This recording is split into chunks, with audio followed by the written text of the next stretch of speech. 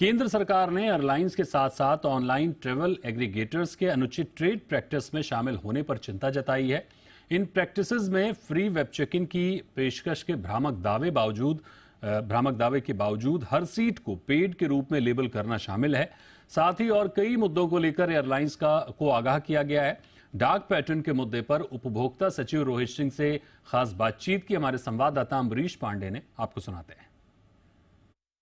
Airlines के बारे में हमारी नेशनल कंज्यूमर हेल्पलाइन पे लगभग 10,000 से ज़्यादा शिकायतें पिछले कुछ समय में प्राप्त हुई थी।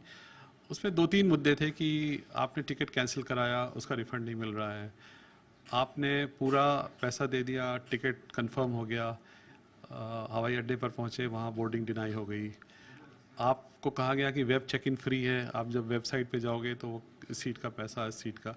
तो मेरे ख्याल से इसमें थोड़ी स्पष्टता की आवश्यकता है, क्योंकि कई बार ग्राहक को हो सकता है पता ना हो कि क्या व्यवस्था है। तो हमने एयरलाइंस को, ट्रैवल पोर्टल्स को और जो उपभोक्ता संस्थाएं हैं जो उनके अधिकारों के लिए काम करती हैं, उन तीनों को एक साथ नवंबर के प्रथम सप्ताह में बुलाया है और एक साथ बैठकर विचार विमर्श करेंगे कि पहली बात की क्या कोई समस्या है और अगर समस्या है तो उसको कैसे निपटाया जा सकता है। सर, ये भी एक तरह का डार्क पैटर्न है। डार्क पैटर्न पे ऑलरेडी हम गाइडलाइंस जारी कर चुके थे, कई तरह के सजेशन आपके पास आए हैं, कुछ नए डार्क पैटर्न भी आपको मिले हैं। पूरा जो इसके लिए हम एग्जैक्ट गाइडलाइंस जो चाहते हैं वो कब तक हम देख सकते हैं, और अभी जो नए डार्क पैटर्न है वो किस तरह के हैं? देखिए, पहले हमने अपने स्तर पे ड्यू डिलिजेंस किया और लगभग 10 डार्क पैटर्न्स को चिन्हित किया।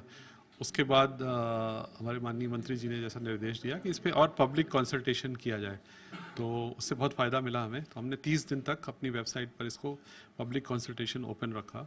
उसमें IITs, मिनिस्ट्री ऑफ IT और बहुत सारे अच्छे सुझाव आए।